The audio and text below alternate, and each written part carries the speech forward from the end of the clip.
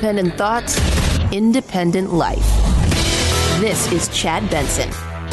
This came in the form of a presidential tweet. The president says, quote, next week, ICE will begin the process of removing the millions of illegal aliens who have illicitly found their way into the United States.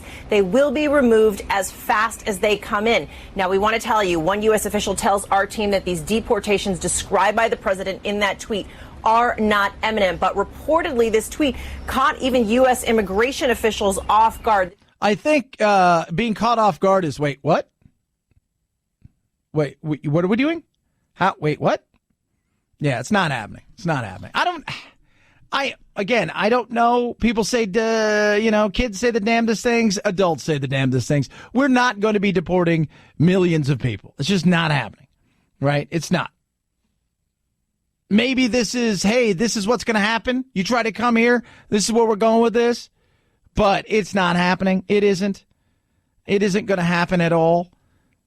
But that's, it's the headline maker right there. It's the headline. You don't need any more headline maker because tonight is the night when you kick it all off. President Trump starts his day here at the White House, but late this afternoon, he heads to Orlando, Florida for the official kickoff of his re-election campaign. The president will attend a fundraiser and then a campaign rally. 20,000 people are expected at the arena in Orlando. The campaign says there were more than 100,000 requests for tickets. Last night, the president wrote on Twitter that thousands of people were already lined up outside the rally site. Officials say it will look like a mini convention, a balloon drop, maybe indoor pyrotechnics. First Lady Melania Trump and the president's adult children are all scheduled to attend the event. Yeah, it's going to be a big doing if you're out there in Orlando. It's a big party. People have been lining up for a couple days like they're going to go see some sort of concert. They've got to get tickets old style. And it's you know what? He's not stopped camping. Here's one thing I'll say, right? You can have a disdain for him all you want. I got zero problems with it, right? It's the beauty of our country. The beauty of our country is you can have a absolute disdain for the president of the United States. You could be a vocal critic, and that's the greatness of our country. Name me one Democrat that's putting 18 to 20,000 people into an arena. Name me one Democrat. Name me one person. In fact, how many of them, if you add them all up, who's putting that many in there? Put them all together. Right? Name me one. For all the talk of polls, for all the talk of he's done, the reality is we won't know until we know. He's not going to be impeached. I think we realize that. But we're not going to know until we know.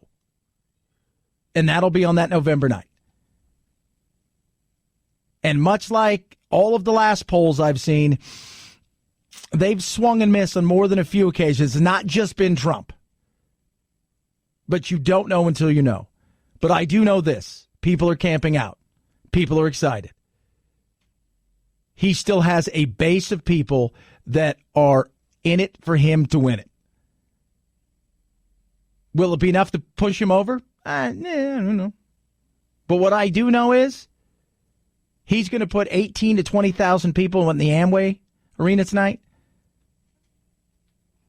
And yeah, I think if he could have done an outdoor arena, he probably could have put 50,000, 100,000 in there. He draws a crowd.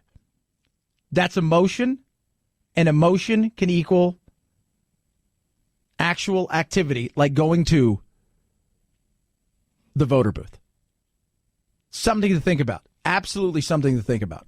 And think about it for just a second. Again, you can have a disdain for him. You can hate him. You can, he's the worst president of all time. You can think of all of those things. Who else on the Democratic side, name one person that's putting that many people, that many, into an arena?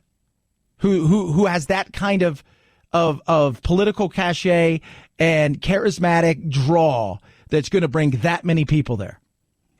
The U.S. is sending additional troops to the Middle East amid escalating tensions with Iran. The 1,000 new troops will mostly be part of intelligence, surveillance, and reconnaissance units, as well as force protection, according to a U.S. official. In a statement, Acting Defense Secretary Patrick Shanahan called the move defensive, saying Iran's recent attacks validate the intelligence the U.S. received about threats to U.S. personnel and interests in the region. The U.S. blames Iran for last week's attack on 2 tankers in the Gulf of Oman and 4 other ships in May. The additional troops follow an increase of 1,500 last month, along with the accelerated deployment of an aircraft carrier strike group and B-52 bombers. The Pentagon saying it does not seek conflict with Tehran. Yeah, and I don't think it does, but in saying that, is it good that he's ramping things up? Is it bad that he's ramping things up? You know, it depends on who you talk to. The left definitely has come out and said, look, Iran did this, but do we need to be in this situation right now? Should we be talking about things? Is there any kind of real thing that's going to happen here? What does the president owe the public? Military engagement with Iran and whatever that might entail, and we know that these things have a habit of escalating almost on their own, should be discussed with the American people, not number 3 in the State Department going to a closed-door meeting. Yeah, and I think we should. We should be discussing it. Absolutely, 110% we should be discussing it. Our leaders should be discussing what's going on. We should know what's happening as much as we can know. Let's be real. We don't need to know everything, and we don't get to know everything. But we should have an understanding of what's taking place. What are we doing there? And I know they're there to be boots on the ground in the sense to help with intelligence and do a few other things, not to engage. Is it a show of a little bit of strength? I don't have a problem with that. Iran is struggling like you could not believe. They're having real issues. They're going to continue to have issues, especially if they can't get rid of their oil. And nobody will buy it but a few.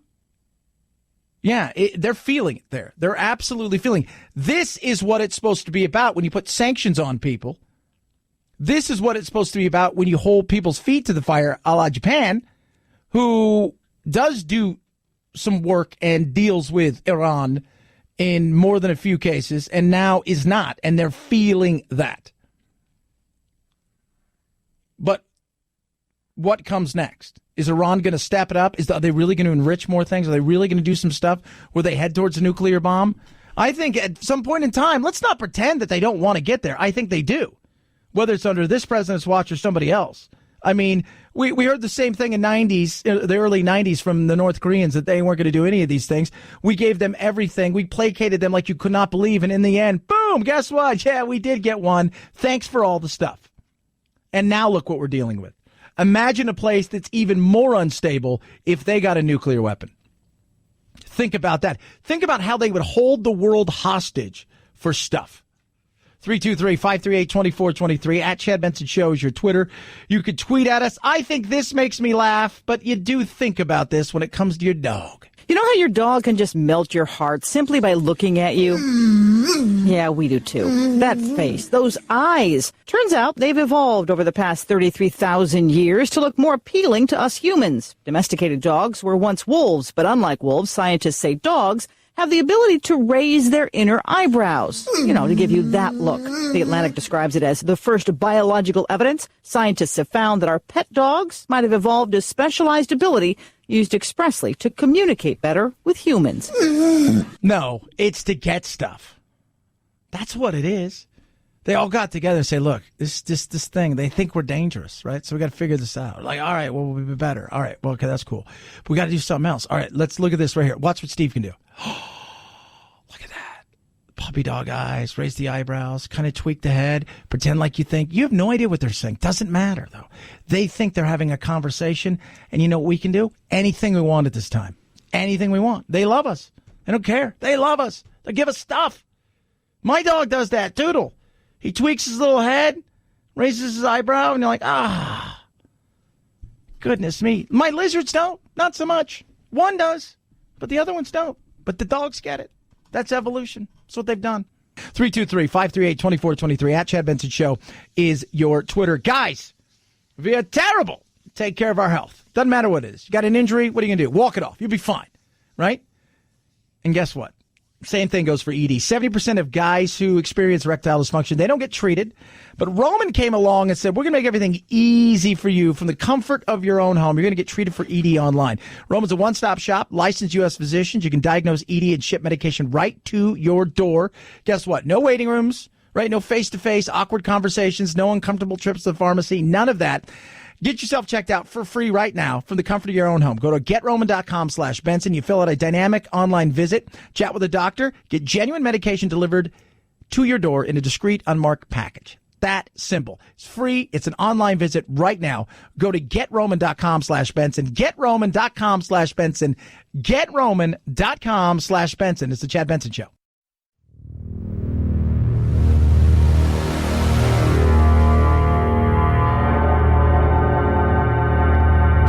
Take a fake news break. Check out the really important news of the day at our website, ChadBensonShow.com. Once there, click on Chad's free podcast and get real. The Chad Benson Show, where truth and the American way live. Print free. O.J. Simpson joined Twitter this weekend, and I know this is the wrong take, but he looks terrific. I mean, dude's 71. What's your secret? I mean, your other secret. So true. Isn't it a weird world we live in? O.J. Simpson is going to drop a bomb on people. Let's look at the O.J. update and see what O.J. Simpson, how many followers he's got on was it the real O.J.? Is that what it is? So O.J. Simpson 32, I think that's the real O.J. I don't know. There's so many of them out there. It's just insane. No, that's not the real one. Oh, God. He's nuts. It's hilarious. It is a weird world that we live in. It really is that we're in this position where it's like, wow, 25 years later, OJ still, and again, it's a weird situation because he's over 50,000. Man, it's a weird situation because we're dealing in this day and age still with race, police. It's at the forefront again. You've got what's going on in Phoenix, which is, again, just starting to heat up once again. We've got issues there. Yesterday, I mean, the family was speaking about what they went through. This is Drayvon Adams and Aisha Harper talking about the police and whether or not they shoplifted and the whole 9 yards. Police report is full of lies, so if you have any questions about the police report, I really don't want to hear them, because all they're doing is victimizing us even more and making us look bad or whatever they're trying to do, and it's hurting us even more. And my family has been through enough, and you see in the video the fear, the sounds of my daughter's crying, and you ask me about some draws. And police putting guns into my daughter's faces, and you ask me about some draws.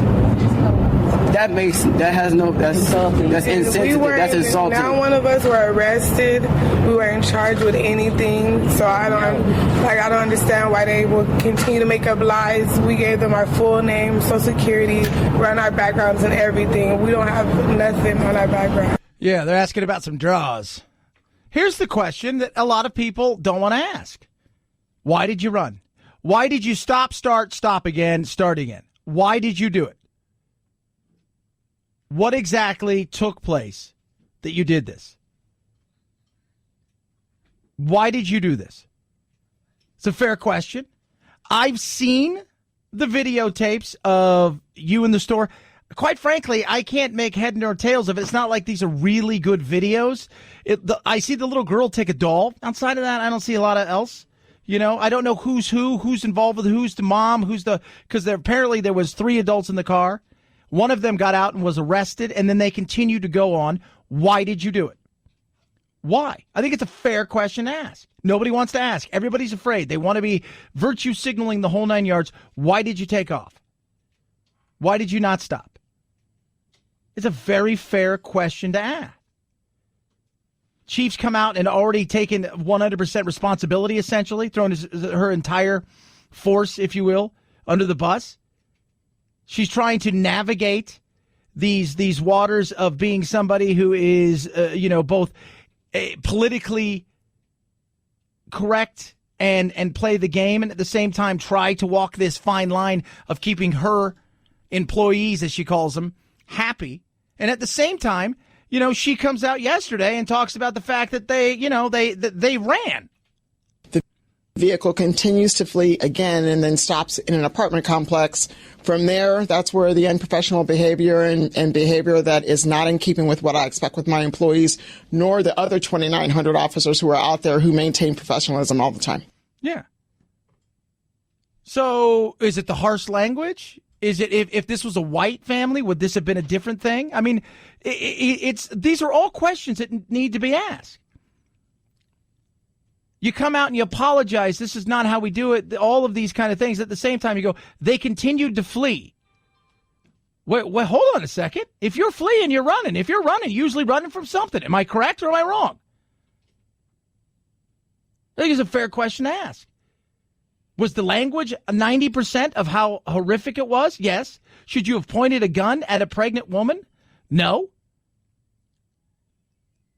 But I've not been in that situation on either side, where I'm chasing somebody and you don't know what's going on.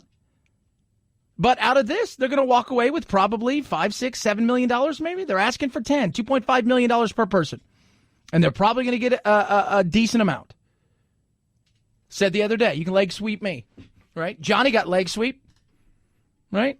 Cobra Kai leg sweeped him. What did he get? He got a big trophy. Got to date Elizabeth Shue, and then she cheated on him and left. God, it's not very nice, Chad. 323-538-2423 at Chad Benson Show's your Twitter. You can tweet at us. I watched golf this weekend, Phil, because it's the U.S. Open. And I always like to listen to people scream after somebody goes for a big drive, you know?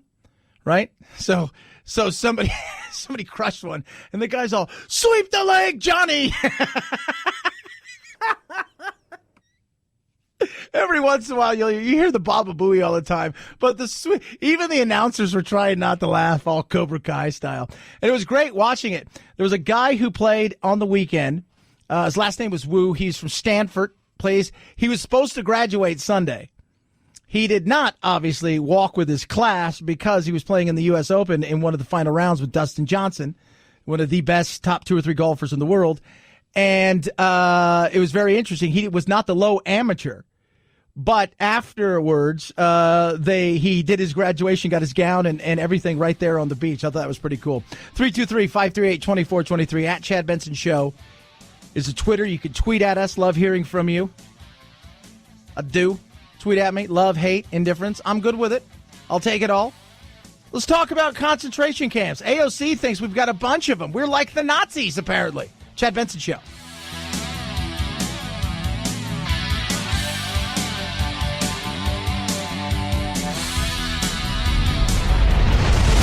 The Chad Benson Show.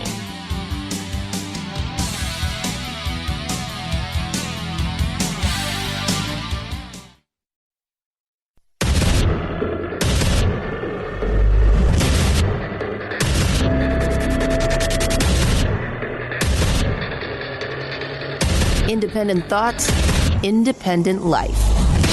This is Chad Benson. The United States is running concentration camps on our southern border. No! And that is exactly what they are. They are concentration camps. And no! If that doesn't bother you, I don't... Because it's not. It's not concentration camp. It's not. It's not a concentration camp. Get it through your head, AOC. It's not. It's not a concentration camp. They are totally different. Not even close. Zero resemblance of a concentration camp. Zero.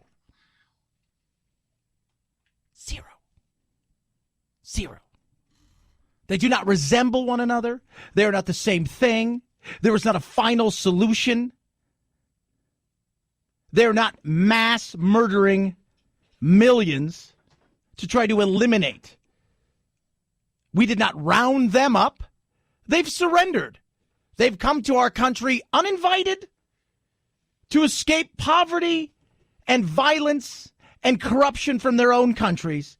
And we're trying to figure out what to do with them before we release them, which did not happen. At Birkenau, at Auschwitz, at Dachau, did not happen. She said this today, and she's, I posted it, and people are sending me stuff like, it is a concentration camp. No, it's not. It is not. Not even close. And for you to even compare it, you've lost any kind of argument. It is not even close. Here is a Holocaust survivor. They gave me a tattoo, a number. I still have it on my arm. If you wanted to, I showed it to you. The Americans were bombing all the roads, the railroad. No food was coming to the camp. I never forget, on May the 5th, there were more dead people in the camp in the barracks than living ones. When I saw the counts, I said, my God, now they're going to kill us. Yeah. Yeah. Hello? Is that the same? Right? How's this working? Because the last time I checked, the Jews in some ways did pay to get to concentration camps by theft. Had their teeth pulled for all their precious metals and gold. Their hair shaved. Everything they owned was taken from them. Some live today, some die today. Usually all died at some point in time. It is not a concentration camp. That is an asinine thing to say. It is. It's asinine. To someone who thinks that America runs concentration camps on the border, can you give them a message as someone who experienced a concentration camp? Grow up. You know how to spell, you know how to read, how to listen. Do it. You can't compare it. Anytime I hear it, it's sickening. Listen to me. I went through it. Please, this is not a concentration camp. Yeah. No, but it is. It's absolutely a concentration camp. It's happening here, according to AOC. And a lot of people who are sending me stuff telling me how it is and how this is how Nazi Germany. No, it's not. It is nowhere near. This is the insanity of comparing Trump. And let me tell you something, guys. I think more often than not, Trump and the way that he acts and his buffoonery and the craziness and stuff, it drives me absolutely crazy. I can get behind some of the things that he's about, like I would any of the presidents. And by the way, whoever the next president is, whether it's Trump for the next, 6 years or Biden or whoever, some things they'll do good, some things they'll do bad. Quite frankly, your local politics is the politics that is going to drive the engine of your life in more ways than people realize. But this kind of stuff is what the federal government should be doing. And when you compare the Trumps to the likes of Hitler and to what we're doing on the border, again, to concentration camps, you are sounding like a fool, a buffoon, somebody who doesn't quite get the history. We can have, whatever. I want to talk to the people that are concerned enough with humanity to say that we should not, that never again means something. And that the fact that concentration camps are now an institutionalized practice in the home of the free is extraordinarily disturbing. No, wrong. Again, stop it. Somebody sends me some a little while ago and says, well, they're persecuted minorities. The Jews. One of my best friends in the world, Ray, his grandparents were Ukrainian Jews. And when I was a kid growing up, Jack sitting behind me, not much older than Jack, I used to see them once or twice a week. And they were the sweetest people. And for a long time, I wondered, why do they have those tattoos? And then when I got older, they explained what happened to them. They explained the things that happened to them. They explained the right, the left. They explained the medical experience. They explained working to death. They explained that you were only as good as your output today in some of these camps, and by the evening you may not be needed. They explained that. That's not happening. They were minding their own business. We didn't go to Guatemala and Honduras and El Salvador and Mexico and many other places and just say, hey, we got a great idea today. We're going to take you to the border. We're going to put you in here. But then eventually we're going to let you out.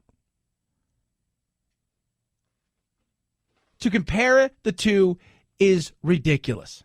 What about the term people call President Donald Trump, people call other political opponents Nazis? What do you think about that? Sickening. It's just plain sickening. If you would have come to America, I did it. I waited. I came here. It's life. This politics it's unbelievable. You don't like the president, in 4 years you can kick him out. Forget it. So live the best you can. it's still America. It's still the best country. Yeah. If you don't believe it, then leave the country. There you go. By the way, he survived the Holocaust. He survived the Holocaust. And think about that for a second. Soak that in when you hear this insanity. We have a problem at the border that is not being dealt with because, quite frankly, both sides don't want to deal with it in a real manner.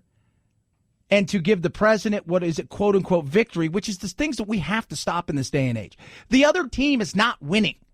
The American people should be the ones who literally are winning. But we've made it so tribal that it's somehow you have to make sure that the other team doesn't have a chance to do anything and vice versa, as if at the end of the day, you get special brownie points. No, it's ridiculous.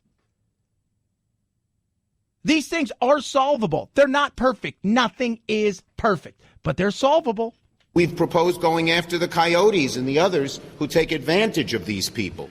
That's a policy that would work. At one point, the president said he was interested in it. Yesterday, he withdrew the money for it. His policies make no sense. They're counterproductive. They've helped cause the crisis and made it worse. Okay, well, here's something. I'm not saying some of his policies hasn't made this worse. But your non-policies, going after the coyotes. I said earlier, if you take away the drug dealers, you think people still want drugs? Yeah, sure they do.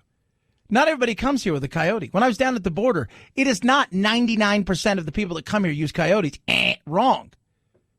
Because not a lot of people can scrape together that kind of cash. I don't know if you're aware of it.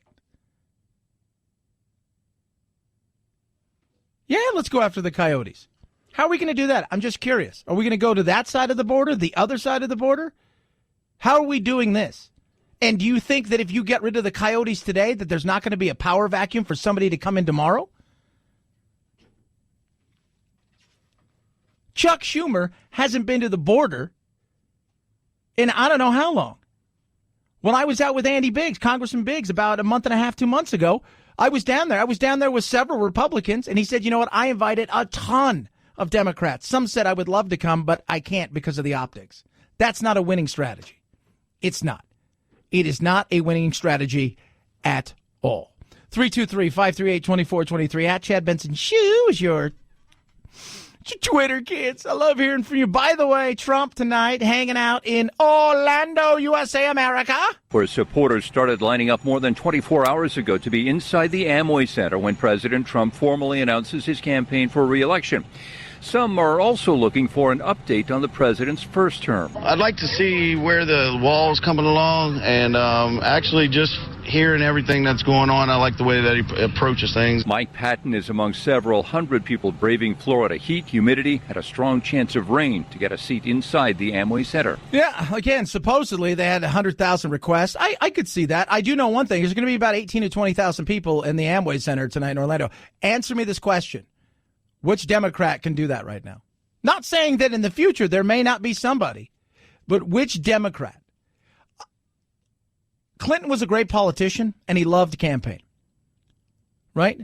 Bush had that everyman sensibility, shucks, kind of Andy Mayberry way, and he was a pretty damn good politician, and he had a lot of good people surrounding him, or bad people, depending on what side of the aisle you're looking on, but they kind of knew what they were doing. Trump's a fly by the seat of your pants, but he is electric, just like President Obama was. President Obama, it was electric. He could fill a stadium when he was on his A game. Trump's still doing it. That's the difference, though. A lot of times, man, on the way up, it is a party. You're playing big, giant things. Later on, you're playing the fair. Trump's still on the way up playing big arenas.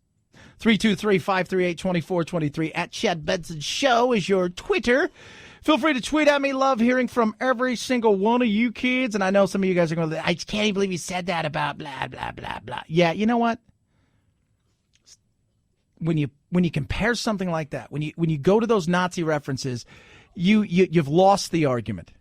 You've lost in so many ways. You've lost the argument. I was telling producer Phil, I was driving down the street the other day, and I saw that Air Supply is still not only alive, but they're in concert. And apropos that they're named Air Supply with as old as their fan base is. For those of you guys who don't know who Air Supply is, they're just awful. Oh, my God. I can't. Dude, they look the exact same as they did like 30 years ago. And one of them looks like the lead. He looks like the English or Australian version of Conway Twitty. They're in concert. I got to go see that. That's awesome. And every one of you knows this song, too. You're listening. It's your dirty secret. I'm all out of love. I'm so lost without you. He so looks like the mini Euro version of Conway Twitty. 323-538-2423 at Chad Benson Show is your Twitter. Now, Phil, you are a producer. Phil, for you guys who don't know, is a very musical musician, uber talented musician. You knew that song, though, right? Somewhere in there, you knew exactly what he was going to say next in that song, I'm All Out of Love. Yes. Yeah. And people are driving in the car right now going, oh, my God, he's right. I knew that song. Yeah, it's okay. It's okay. We all have our little things, right?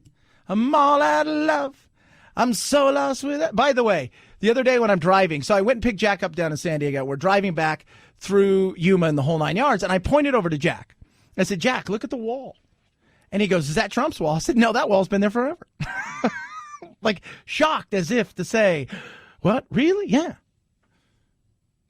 Like, we're that close to Mexico? Yeah, we are. And that wall's been there forever. Still not helping the way that people think. I'm just pointing it out. 323-538-2423 at Chad Benson Show is your Twitter. Hey, MyPillow is amazing. Love them. You're going to love your MyPillow. You're going to sleep deliciously.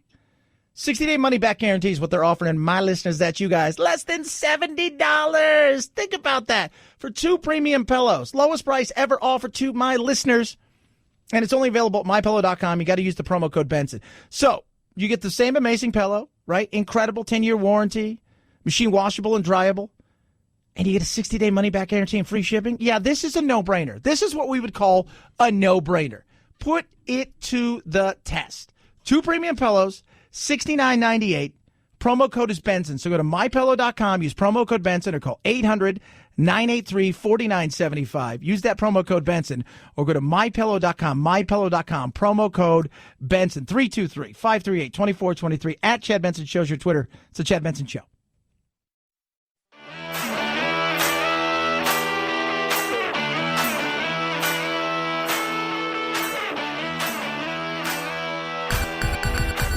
Feel free to punk this punk rocker any time of the day or night. Reach Chad on Twitter at Chad Benson Show and on Instagram at Chad Benson Show. And oh yeah, the Chad Benson Show on Facebook too. Punk that. We have dates for that hologram team-up tour featuring Roy Orbison and Buddy Holly. The Dead Rockers hit the road September 19th in San Francisco, wrapping up November 20th in Toronto. Orbison and Holly will be holograms, the backing band will be live, and the company-based Hologram also unveiled its first look of Buddy Holly, going with the 1957 version of him at his height of popularity, a blue checkered suit and his trademark glasses. I would have got Gary Busey to do it. He's nuts. He's fun. I'd pay just to see Gary Busey on a stage. What he's going to do, don't know. It's going to be fun, though, because he's crazy. And by crazy, I mean insane. I'm just throwing that out there. Wouldn't that be interesting? Right? He and Nick Nolte could totally go on tour as 2 old guys who are just they're exactly what would happen to the 2 old dudes in the Muppets if they just totally let themselves really go. Nick Nolte, Gary Busey. I'm like, I got to go see that. 323-538-2423 at Chad Benson Show's your Twitter. Feel free to tweet at me. Do love hearing from every single one of you. So Anthony sent me this. And the street's going to be called Acceptance. That's the umbrella street. There's a famous street in New York in Greenwich Village called Gay Street. And they want to be more inclusive because it's not inclusive enough. So during Pride Month, they are going to name the Acceptance. So they put up the sign, though. Now, this is the sign that's on there. I was like, first of all, when producer Anthony told me, I was like, shut up. It's not even true. Gay, lesbian, bisexual, trans, queer, intersex, asexual, non-binary, pansexual, 2 spirits plus street.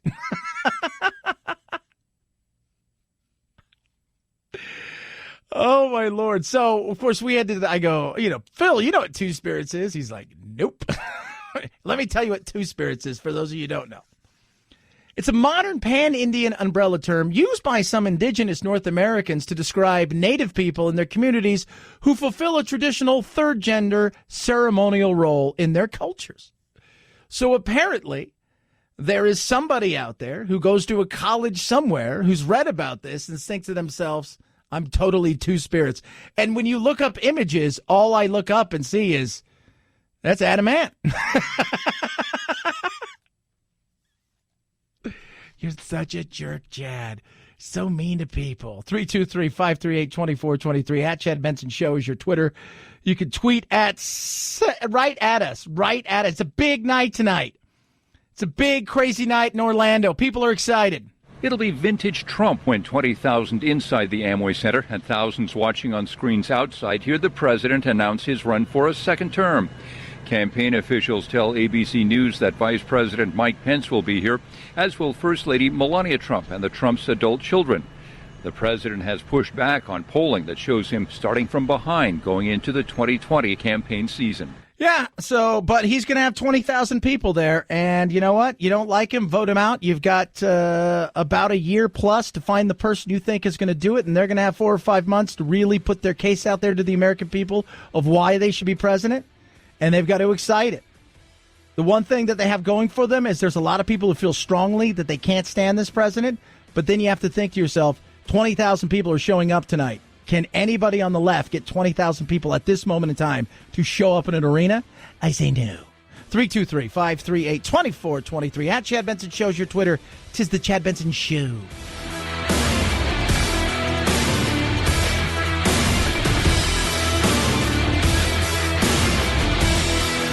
This is the Chad Benson Show.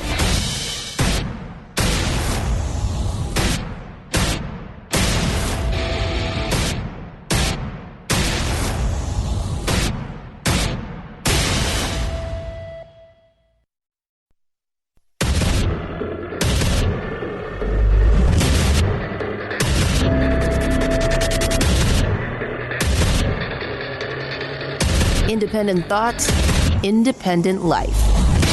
This is Chad Benson.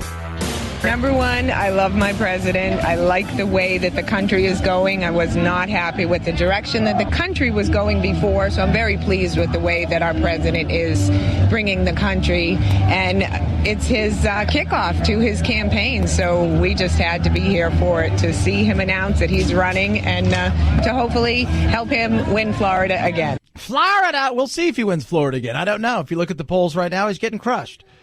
If we're looking to the polls right now, you're Jack in the Bear. He's getting smashed. But it's 18 months. It's 18 months away before it's go time. It is. And realistically, we're a week away from, a little over a week away from the first couple run-throughs on the Democratic side. 2 nights, 10 people. Each night. I don't know who's, to be honest with you, at this point in time, who knows? I mean, if you look at this, everybody's going to smash him. Beto's going to beat him, right? Elizabeth Warren's going to crush him. But they said that before when it came to Hillary. Right? They said that before. Oh, it's over. It's done. I don't even know why we're doing this, right? On this Tuesday night in November. This is a waste of everybody's time. You guys should be getting ready. Right, you got the coronation going on. We got Turkey Day a couple weeks away. You guys, but we'll do it because we've already planned. We got the graphics, the whole 9 yards. So we're going to go through it. But I don't know. I don't know what's going to look like because buyers are liars inherently. Buyers are liars. People say I'm going to vote this way, and then they get in there and they do something else. And the Republicans, they know who they've got, right? And he evokes a lot of emotion, both good and bad, depending on what side of the aisle you're on. But here's a question. It's Bernie. All right, Bernie's a perfect question. You think Bernie really has a chance? Maybe he does. Maybe America's ready for a socialist president. Right? Maybe the center doesn't work. Maybe the exhausted majority that is the 75, 85% of us who are just sick and tired of people doing what they're doing in the world of politics, getting absolutely nothing done and fighting for a few loud people on the extremes on both sides. Maybe that's what it's all about. We're at a moment now in this country where the center cannot hold. Things are falling apart, as Yates would put it. And we have to have vision, courage, and consistency. And what Brother Bernie has is a longevity of sincerity, a longevity of integrity, and a longevity of consistency. He's not a Johnny-come-lately to and he's not just checking to see what his deepest convictions are by what the latest polls say. He's got something deep on the inside. Cornel West is right. But is America ready for that? Is America ready for socialism, the way that Bernie would like to do it? The other people placate the loud progressives. They're not buying into it. Hickenlooper, who's a Democrat, who I actually like. I like Hickenlooper. He's like, yeah, we're not socialists. Come on now. Stop that. That's not going to be, because we're going to get in there and go, and the people who are going to get in there are people who understand what socialism is, not kids that have gone through college, not, old angry librarians and people who have just been indoctrinated, not those. No. People who are going to get in there are going to realize, you know what? I know what socialism leads to. I know what happens. And Bernie talks a lot of great talk about we want to be more like Norway and Denmark. Then go to Norway and Denmark. Go to Sweden if that's what you want. But what you're talking about is something a little bit different. They scream all the time, Bernie, stop saying that. We're a free market country with some high taxes, free trades, no minimum wage. Oh, no death tax. Bernie screams something totally different. And when you get in that ballot box, I know there's some people that absolutely will vote for him because they want that. They want more of the government involved in the lives of everyday Americans 24/7. They believe that government should be doing those kind of things. They do. What Brother Bernie was saying was poor and working people constitute the majority. The three individuals who have wealth equivalent to the 163 million, that's a grotesque level of wealth inequality that is unacceptable. So that on the one hand, you got Brother Biden. Now, we know Brother Biden's a decent brother in a lot of ways, but he's a backward-looking, dying-the-war neoliberal with limited vision and even less courage. So he's got to check and see what the polls say. I mean, he's a neoliberal centrist. This is not the moment for centrism. No. Is it the moment for extremism? This is Chris Matthews talking about Biden, Bernie, and the attitudes of people like many people on the coast who look at people who are run-of-the-mill average Democrats, who look at people who are independent and or conservative with some liberal ideas, libertarian leaning, but they don't live on the coast. They don't live in Manhattan. They don't live in San Francisco, Los Angeles, Seattle. The elite in both parties think they're better than the people that they want to vote for them. And that sinks through. People get the message. You look down on me. You don't come and visit us. You ignore us. You look down on. It's one thing to disagree about the abortion rights issue. A lot of people disagree about it. There's very little in the middle. But if you start looking down on pro-life people, they're going to get the message. They'll say, you not only disagree with me, you look down on me for caring about life. I don't like you. You're not one of me. You're not part of me. I don't know you. Yeah, and that's very real. And when it comes to Bernie and Biden, Bernie's out there pitching. He's on TV right now. He's pitching. This is what I'm about. Everything's about the wealth and equity and the whole nine yards. And this is what it's all about. And we need to take over this and we need to eliminate private this. And when you started saying the words eliminate private insurance, when you want to take control of a fifth of the economy, that scares me when you want to start taking away my choice, right? Well, no, Chad. It's just totally different. I don't know what you can do about it except stop being so damn elite. I mean, that's it. There's no doubt that's the appeal of Joe Biden. He doesn't look like an elitist. And he looks like a guy that wore a sports coat in the 60s, as he put it. When everything was going on in the 60s, he was wearing a sports coat. And he's not very ideological. No, he's not very ideological. He will work with the right. He's been around a long time. He's as old as Methuselah. I mean, he's been around forever. But Chris Matthews goes on to say something that I want people to understand. This is a guy who is definitely a progressive. He's to the left. Maybe call him a classic liberal, if you will. But listen to what he says about him, Bernie, and Biden. Bernie's very ideological. I don't think the Democratic Party wants an ideological candidate. They want some reforms. They want to win. They want to get rid of this guy. I don't think they particularly want to go radically left and have the government run the economy. My God, where has that ever worked? Nowhere in history has a government effectively run an economy. So I think Bernie's going to lose with his ideology, which he's started to sell. I think he's crazy to do it. Nobody wants to hear that old stuff. Where has it worked? Nowhere. It's never worked anywhere. Bernie was right. At one time, the Scandinavian countries tried socialism in the 70s. It almost destroyed them. They moved far away from that, became free market capitalists with a big safety net. And for those of you keeping score out there, Denmark, Sweden, Norway have clamped down on immigration big time. Big time. That's what's just won the Danes, the Social Democrats over there, the what would be essentially the liberals, not the progressive liberals, that just won them their elections by saying, hey, look, we're going to reform the social safety nets. We're going to take care of the things, and we're going to go back to the way it used to be. And by the way, we're going to crack down on immigration in a weird kind of half-assed populist move. It's never worked. It's not going to work. 323-538-2423 at Chad Benson Show is your Twitter. You can tweet at us. I just didn't get this last night at all. President Trump and his team believe mass arrests of undocumented immigrants could serve as a deterrent to people who may be considering crossing the U.S. southern border illegally. On the eve of the kickoff of his reelection campaign, President Trump writing on Twitter last night that next week, ICE will start removing the, quote, millions of illegal aliens here in the U.S. The president's tweet reportedly caught immigration officials off guard. The deportations described by the president are not imminent, and ICE does not unveil operational details in advance. Yeah, wait, what? He's not rounding people up. It's not. Chris Hayes tweeted out something. It's like, oh, yeah, and the Trump supporters are wandering the streets, throwing up, white power signs. And I'm just like, he's not. Once again, idiots. And a stupid thing to tweet. What are you doing? We're not rounding anybody. Hell, we're not rounding anybody up, period.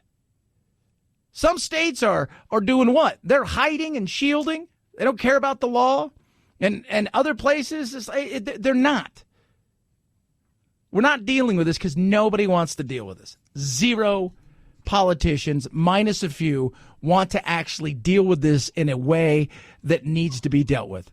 They're just going to continue to do the same thing over and over and over and over again. And over again. And over again. And then they're going to do it over again. And they're going to do it again. And then they're going to do it again. Because why? Makes them relevant. They can keep raising money. This is what they dream of doing. It is the disease that never goes away in politics. Cryptocurrency valuations have been notoriously volatile. What's worth a lot can all of a sudden be worth next to nothing. Facebook is trying to solve that by pegging its currency to government-issued currencies like the U.S. dollar. It'll be focused toward developing countries where banks aren't as available or trusted. Frank Chaparro is a news director of The Block, which covers the world of cryptocurrencies. Facebook is really trying to build something that can address the unbanked, underserved global population. The idea being that in developing countries, people may not have access to a bank, but they often have access to a smartphone. The idea realistically is they would love this thing to become something real, but they know in developed countries, like in the West, nobody trusts Facebook. So your biggest issue with this, even though you may have a new cryptocurrency that will be stable, that will challenge maybe the likes of Bitcoin, the reality is nobody trusts you when it comes to privacy, so nobody wants to do business with you. So you better figure out a way, if you're going to launch this thing, to do it in places where they don't have access to banks and funds the way that we do. That's the biggest problem with this. Some people may be interested in this, but not if Facebook's involved in it, because we can't trust you. We said, you're not going to do this again. You said, no. And we said, are you sure? And we said, no, we're not going to do this again. And then you did it again. And then you did it again. And then you did it again. Shame on us, over and over again. Not this time. It'll be interesting to see how it goes. But the West, I think, is going to take a very hard look at how involved they're going to get. because this would be, once again, more opportunity for them to delve into your world. 323-538-2423 at Chad Benson Show is your Twitter. You can tweet at us. Wounded Paw is an amazing organization. Been working with them for a while. They're incredible. Check them out at woundedpawproject.org. What they do is they realize there's an issue. 20 veterans a day die from suicide. Thousands of dogs every single day are being euthanized across this country, so they pair up the two. They go find dogs that are in shelters. They train them to be service dogs. Then they get them to the veterans, first responders, and their families. It is an amazing organization that is just changing lives. They say it, save a paw to save a life. But what they're looking for is help. They need your vehicle. So you got an extra car, truck, RV, even a boat. Maybe you got it in storage somewhere. You're thinking about trading it in, but not worth a lot. Guess what? They'll take it, and the proceeds are going to go to Save a Paw, Save a Life. Tax-deductible gift for you. Yes, they even take cash. They're not choosy. They'll take either or. So what are you waiting for? WoundedPawProject.org. Check it out for yourself or call 844-678-4PAW. That's 844-678-4729 or WoundedPawProject.org. At Chad Benson Show, Twitter, ChadBenson. It's the Chad Benson Show.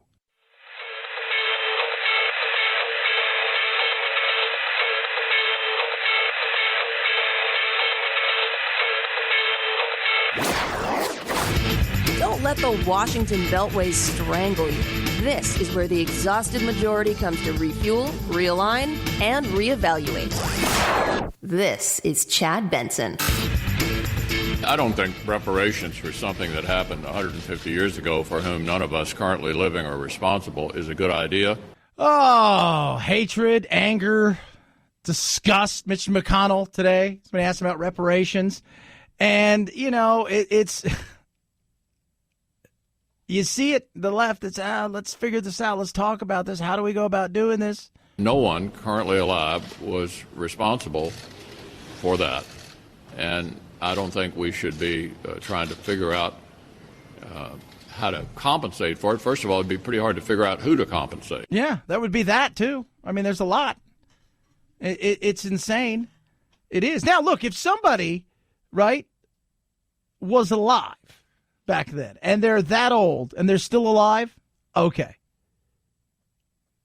Right? People say, well, they have reparations for the Holocaust survivors. Survivors. And then how do we go about going through and looking and saying, oh, you, but not you, and then you, and because it's... And these are the things that the left's out there talking about. Producer Phil and I were just talking, how do you differentiate yourself?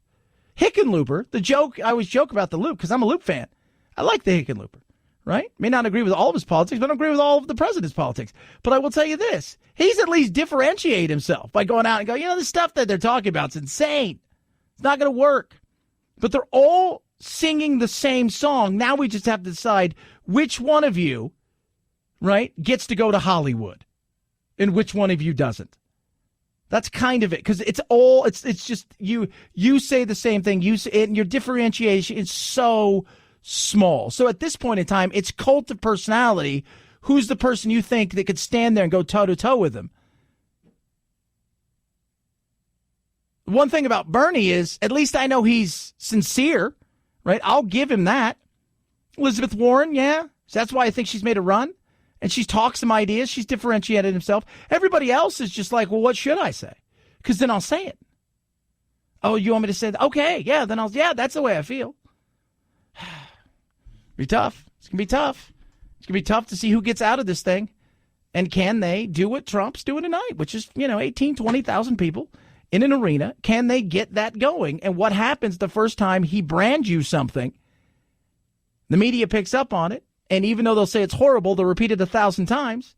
And we saw it with the likes of Little Marco and Lion Ted and, what is it, slow emotion or whatever, energy Jeb, those kind of things. It sticks, whether you want to believe it or not. 323-538-2423 at Chad Benson Show is your Twitter. Dan Gabriel, former CIA guy, right? Like real CIA guy.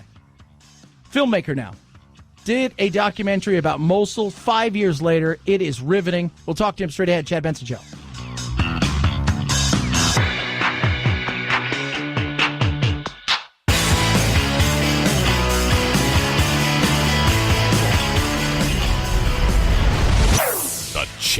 Benson Show.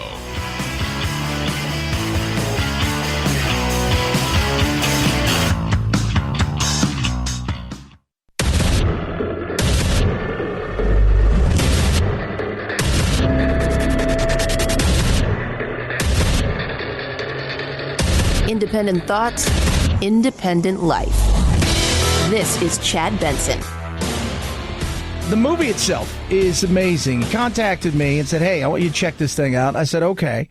And sure enough, I went and I saw it. I was riveted. He's a former CIA officer who is a producer, director. This guy's doing it all. Dan Gabriel joins us. The movie's called Mosul. And I will say this, man, I watched it. And from the moment it starts all the way to the end, it is riveting.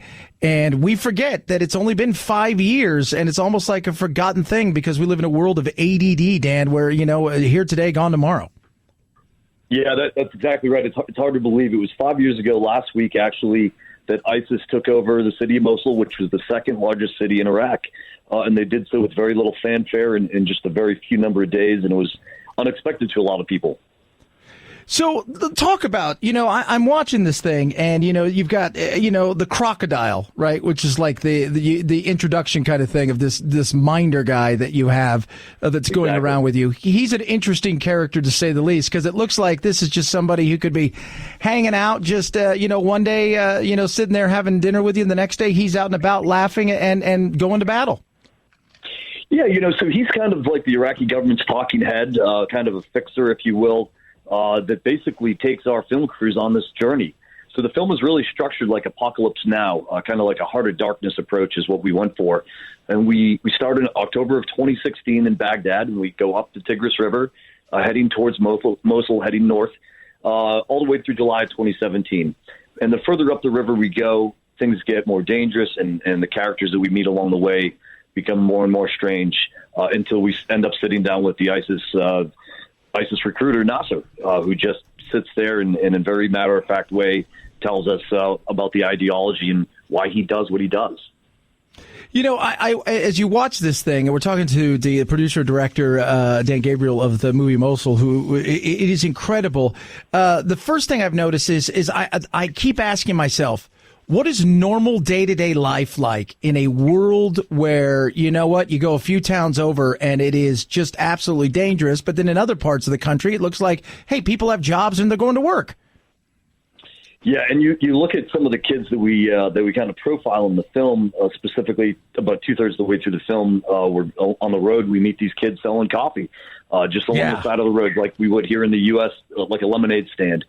And these kids are maybe 7 or 8 years old, and they have known nothing but war their entire existence. In fact, I was actually in Mosul with the agency 2004, 2005. These kids weren't even born then. So their entire existence has been defined. They only lived a few years before the existence of ISIS.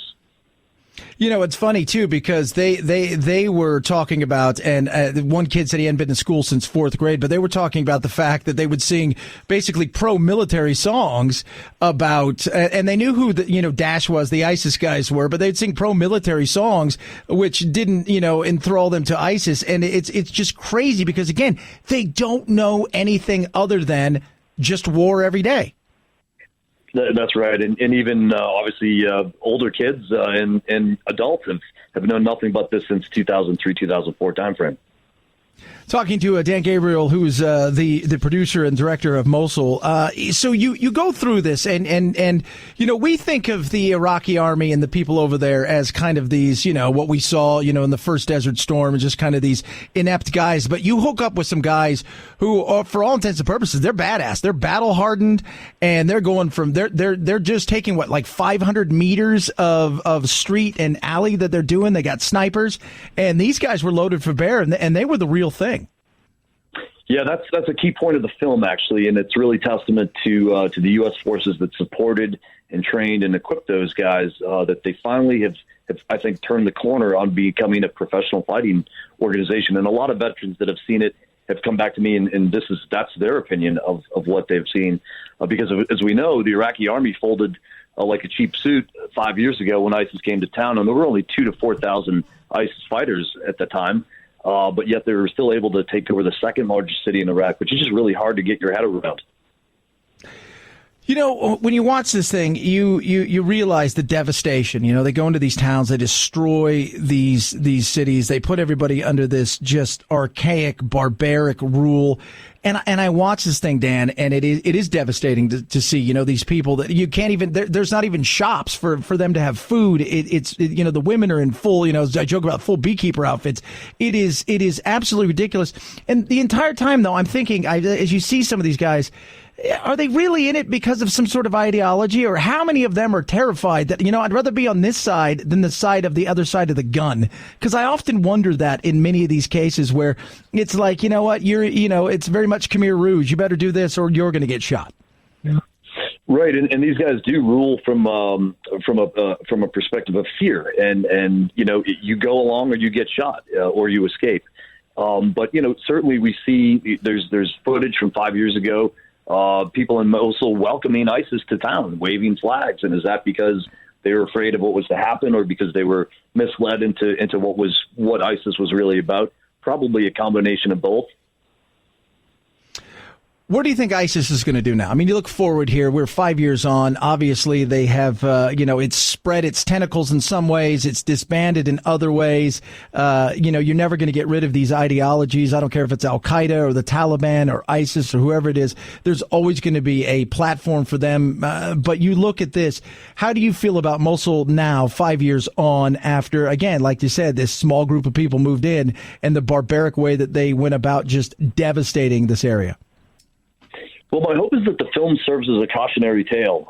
And along with all the other things that listeners will experience when they watch the film, it really is a cautionary tale, because it reminds us that although these different groups within Iraqi society, the Sunni, the Shia, the Kurds, even the Christians, united temporarily to defeat ISIS from a military standpoint, the caliphate, as we come to understand what it is, really, it's not just a physical place or doesn't exist in just one point in time. It is really an ideology that, as you described, is going to continue on far after these fighters are dead. You know, you talk about, as we talked to Dan Gabriel, he's the producer and filmmaker for Mosul, the director there. You know, you talk about that ideology and stuff, and the Christians, I mean, what they did to the Christian cities, and you show it, is they, unlike other places, they don't go in there, they destroy anything, they burn everything, they leave no stone unturned and no stone unburned. We feature the Mosul Museum, which there's basically nothing left to. They've destroyed cultural artifacts that were hundreds, if not thousands of years old. They destroyed churches in many towns, including Karakash, which we feature as a big Christian neighborhood or a town in the Nineveh Plains. And we actually show the Christian soldiers going back into their church and this is a place where they worship, and they haven't been back there for a couple of years, and they walk in and they're just overwhelmed by the destruction. They have erased the dates and references to Jesus and everything. So it's really, the ideology depends on replacing everything that came before it. And that's how they proceed, is that everything before that must be erased to build from scratch. What's it like there now? I mean, honestly, what's it like a day-to-day? Just what's a day-to-day world like in Baghdad and Mosul? Because I think a lot of listeners out there and people who see the movie don't really understand, because we wonder, we don't live with war day-to-day. We have this protection bubble that, and you know this more than anything. I mean, we hear one thing go bad and we think it's the entire world that's coming down on us, but we've never been safer and at a better time in our history. But what's a day-to-day world and a day-to-day like for these kids, for these adults who, once this is over, they got to go back to a real job? I mean, what is that like? Well, like you referred to, it's actually a huge contrast. So the difference between Baghdad today and where Mosul is today. So we'll start in Baghdad. I mean, you see the film opens up in a coffee shop, and the journalist is doing his thing, and cars are going by, and the economy's somewhat vibrant. And I think there's a lot of hope there. Of course, they do from time to time still have an ISIS affiliated attack. But it's probably in the best shape it's been in since the war began. Now go up the river to Mosul, though. The west part of Mosul, which is considered the old city, it looks like Stalingrad in 44, 45. I mean, it's completely destroyed. It's completely leveled. It's probably going to take a decade to rebuild it, and $1 trillion. Many of the people haven't returned. A lot of them are still living in refugee camps, these massive sprawling refugee camps that are also featured in the film. And some have left the region entirely and probably will never return. Yeah, it's very interesting. You show the refugee side of things, and they want to. They've got their white flags, and they want to come across. The men essentially have to strip down to virtually nothing because they keep saying, "Look, inside of this group of people, there's a chance there's a suicide bomber or two. So we got to make sure that there's none of this stuff." The way that they go about doing things, and you showing the women that essentially the minute they get across and they're fine and they're in these refugee camps, off comes the burqas, off comes everything. It's like we want some normalcy, for God's sakes. Yeah, no, that's exactly right. And then there is that sense of at least an attempt to return to normalcy. Yeah. What do they do for, like, you think to yourself, because again, we're sitting here, my son's for the next couple of days with me enjoying time here. He's watching YouTube. I'm sitting there thinking to myself, what do these kids do? What is life like? Where's the fun? Because the joy in life, is there any joy in any of these people's lives at all, even if it's for a moment? I think that's a great question. That's probably the only question I haven't been asked before in all these interviews that I've done. I'll tell you, it's actually very simple. People in this part of the world, they define pleasure from the most simple things, like family, religion, just simple pleasures. They don't have the technology and the fancy lifestyles that we have here in the West. And it was one of the things that really stuck out for me from my time, working overseas, working in Iraq as well as Afghanistan, that children, and their families, they can have, they can still walk around with a smile on their face because it's really built on the love that they share with their families and others, even though they suffer and live through what we would consider pretty difficult circumstances. Yeah, that's to say the least. Pretty difficult circumstances. And always sports, too. I always notice there's always something in the back. There's always a soccer game on in the background. It's always something. I mean, any kid, you drop a soccer ball somewhere or basketball, somebody will pick it up. And next thing you know, people are playing. And it's just those little pleasures, even for a moment, that you think to yourself, if it takes you away from all that's going on, that is a wonderful thing. Going forward, Dan, you look out there and talking to Dan Gabriel. He's the producer and director of an amazing movie called Mosul. Here we are 5 years on. What's Dash like today? And where do you think, have they been pushed completely out? Are they just in little bits and pockets, or are they regrouping somewhere ready to make another, run at it? They're Dash themselves are trying to figure out what they are today. They're trying to figure out what does version 2.0 look like. Certainly, I think they've probably put aside for now their strategic objective of taking over large swaths of land. The Iraqi government has made clear they're not going to allow that. And of course, they're influenced by the Iranians and the Syrian government as well, certainly backed by Russia, has also made it clear that they're not going to allow any territory to be controlled by that ideology. So the question becomes, where do they go? If they want a territory to control, they certainly could look to Africa. There's a lot of weak nation states. One of the things that we see when you have a power vacuum is that these types of violent extremist ideologies are able to take root. So wherever it is in the world that this is the case, we're going to have to pay attention to make sure we don't see this again. It is crazy. It's amazing. It's a movie it is riveting. Dan Gabriel, he is the filmmaker. He's the producer. He is the director, former CIA agent. And we appreciate you coming on today. If anybody wants to see this movie, how do they go about making sure they check it out? Where do they see it? Sure, Chad. It's available right now online, iTunes as well as Amazon. So pretty much streaming anywhere. You can also buy the DVD and Blu-ray at mosul-film.com. But iTunes and Amazon, you can stream it right now. Right on, my man. Thank you so much for the great work that you do, and it's an amazing movie. I appreciate you coming on today. Much appreciated. Have a good one. Take care, Chad. At Chad Benson Show, Twitter, ChadBenson, a riveting movie. Check it out, Mosul. It is, wow. It starts out hard, and it just goes from there. It's the Chad Benson Show.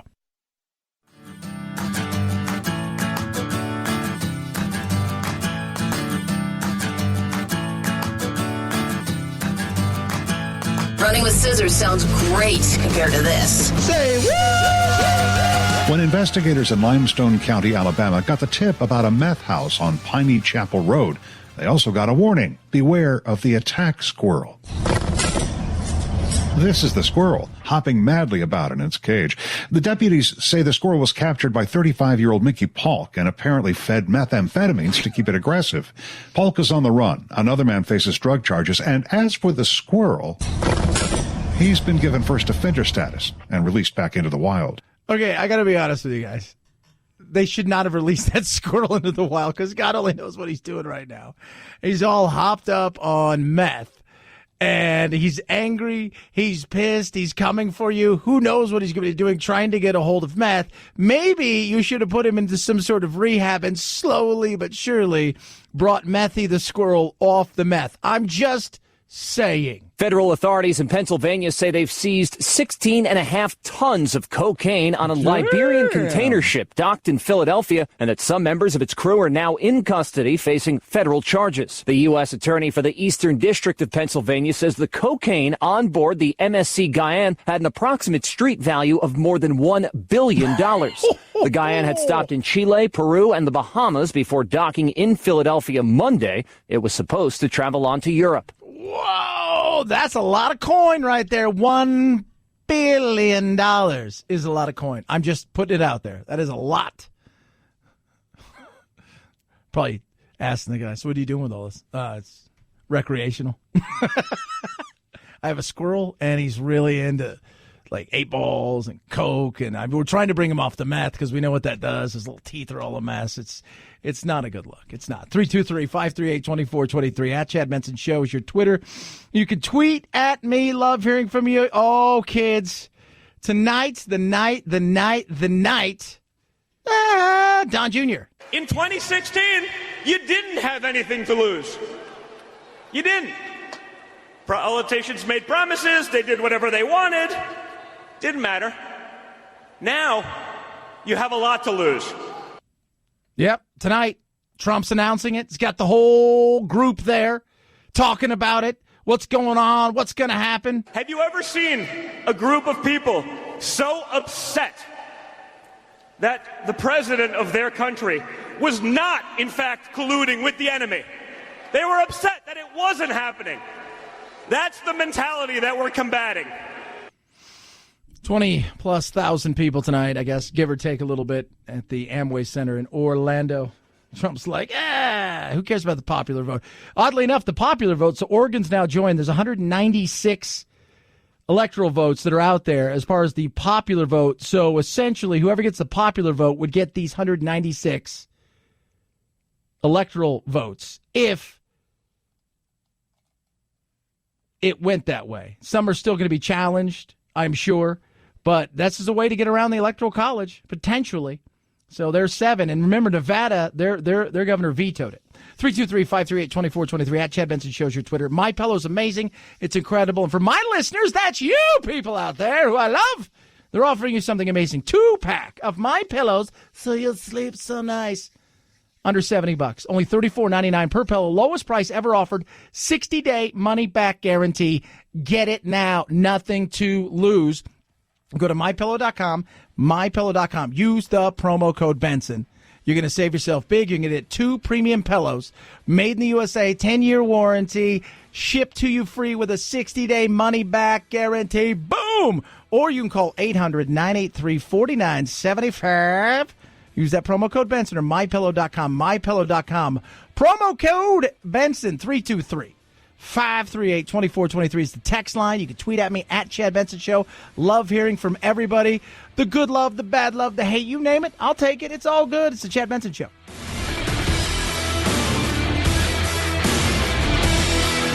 This is the Chad Benson Show.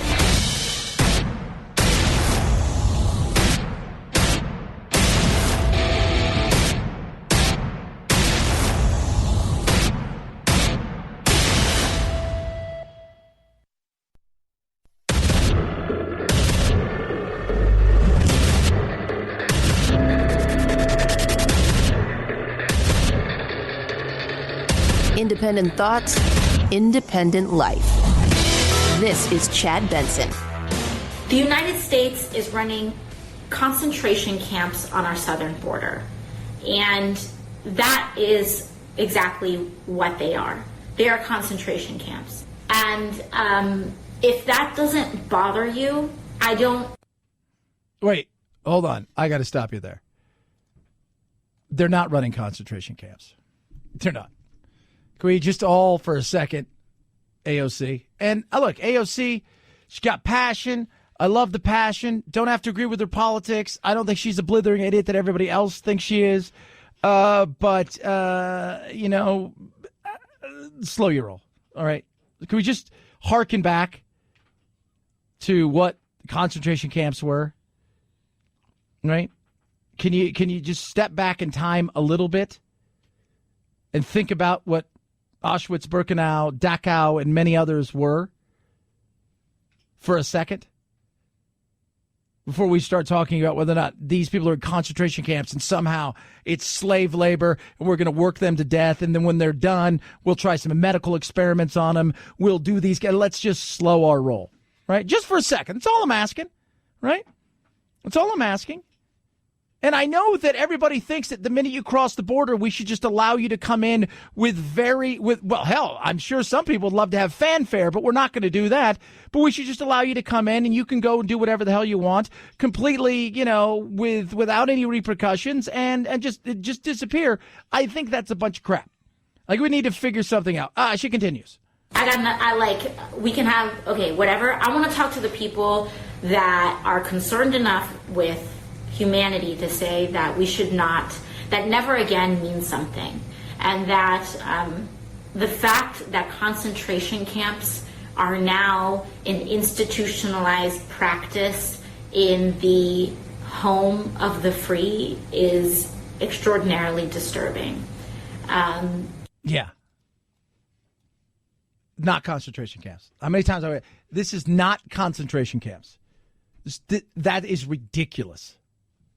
And for you to even evoke never again, right? At no point in time did the Nazis go, hey, I got a great idea. We're going to take down your stuff. We're going to see. And if we can't find you anything, we're just going to release you out into the thing. And then you promise to show up later on when we're going to do with the things you do. You promise to show up? No. At no point in time was that happening. At no point in time was that. This is the ridiculousness. But you have to say the extremes in this day and age to get people to notice you. And she's done a great job of positioning herself to be able to say some extreme things and get people to notice you. That's why she's interesting. Trump and her have a lot in common. She's interesting. So, and she's willing to talk to just about anybody. And she's willing to say sometimes things that make you go, what? And that's why she gets noticed.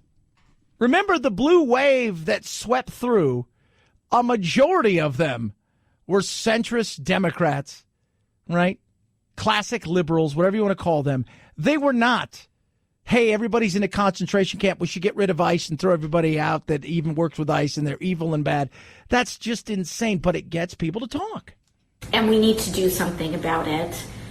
This week, immigrant children were moved to the same internment camps where the Japanese were held in the earlier 20th century, and this is not even about a crisis because you don't want to acknowledge there's an issue. Nobody wants to acknowledge. What are we supposed to do? Are we supposed to just let everybody in? Because if we're going to do that, if we're just going to say, come on over, come on in, feel free to pass through the border. Do what you want to do. We're not going to keep tabs on you. We know you're probably not going to show up if you're applying for asylum. You may show up the first time, and that's maybe 3 years down the road, if not longer. But we know the second time when you have to show up because we'll render a final decision, you're probably not going to show up. And by now you've built up a life. But you do you. It's okay. We no longer need to be a country. Is that what you're saying? I mean, that is just insane. That is asinine. And when you compare concentration camps, what those people went through, the experiments that were done on them, the watching their relatives be separated, the working to death, the having their teeth pulled for gold, their hair shaved, them bulldozed and burned at the end of the war on top of all of the other atrocities in the final solution is asinine. It is. And you know what? She's got it coming today because people are hammering her for it on both sides of the aisle. You know what? You got it coming today. This was stupid. Don't think you're stupid. I think this is ridiculous, though. 323-538-2423 at Chad Benson Show's your Twitter. You could tweet at us. Love hearing from every single one of you. Once again, the battle. Phoenix is just so the Phoenix Police Department is under a just having a tough time. A lot of police departments across the country right now, based on a couple weeks ago, massive amounts of data and stuff that they pulled from Facebooks belonging supposedly to police officers who racial biases, just horrible memes, sexist things of that were on there. And Phoenix is dealing with another issue here that is blowing up. It is worldwide now. It is no longer just, in the Phoenix and surrounding Arizona area. It has become much bigger. And once again, we're in a situation where we're looking at white police officers, African-American suspects, a massive lawsuit. Jay-Z's now got involved. Al Sharpton's got involved.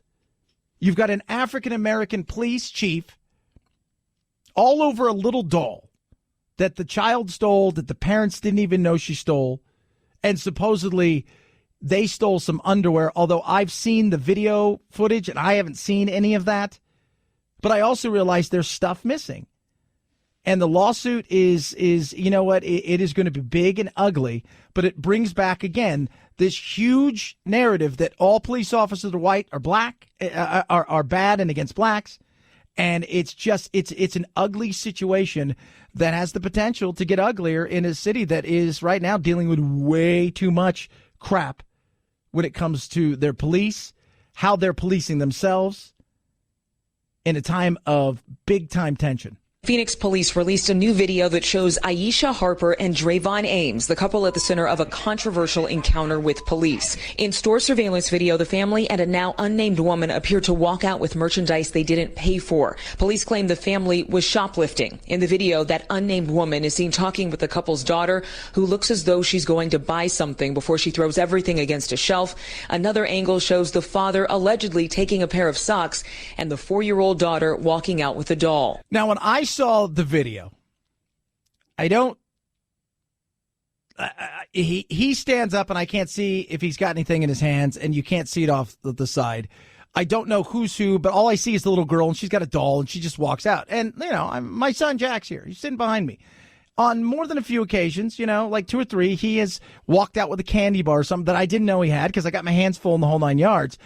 This was a bigger than an itty-bitty doll, but still, did it rise to the level of the things that happened? The sweeping of the feet, with him being handcuffed, when you're chasing somebody, and that's what they said happened, right? What they said is they wouldn't comply. They would not stop, and they let one woman out who was taken into custody, and then the car wouldn't slow down. This is going to cost a ton of money. But what it does is it spotlights again the problem we have in this country with the policing and the view of police officers, especially from, the people of color in their community and officers in general. I see when I joke about the fact that I see and watch Live PD. I watched Live PD about a month or two ago, and there was a black officer on there who pulled over an African-American woman because something was wrong with her license plate and a few other things. And she accused him of being racist. I mean, that's the kind of insanity that goes on there. But it isn't a good look. And in the time of tension, in time of race, in the time where Trump gets blamed for this, and we've got, people already saying, hey, we should all be the same, but at the same time, let's put ourselves in special groups and the whole 9 yards. It's nuts.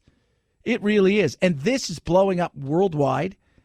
And I just have a sense, I have a feeling that it just feels like that kind of summer where something's going to happen, and it just feels like it's ready to boil over. 323-538-2423 at Chad Benson Shows your Twitter. You could tweet at us. Love hearing from every one of you. Trump, speaking of Trump, right? Speaking of that there character, tonight he'll be in Orlando, USA, America. It'll be vintage Trump when 20,000 inside the Amway Center and thousands watching on screens outside hear the president announce his run for a second term. Campaign officials tell ABC News that Vice President Mike Pence will be here, as will First Lady Melania Trump and the Trumps' adult children. The president has pushed back on polling that shows him starting from behind going into the 2020 campaign season. Yeah, they said they have 18 to 20,000 tickets that have already been distributed, so you can't get any tickets. But they said they had enough requests for about 100,000. I will say, I got to be honest with you, looking over the Democratic side, I do not see anybody on the Democratic side that can fill 18,000 seat arena for anything. I just don't. I don't. Name me one that you think can put that many people. Name me one, right? I mean, I saw Biden the other day, who's everybody's, kind of centrist favorite, at least right now, leading in the, around the, the first turn, if you will. And he was at like an Iowa, it was at some small coffee shop. And there was like 25 people there. Beto's playing to tens of people.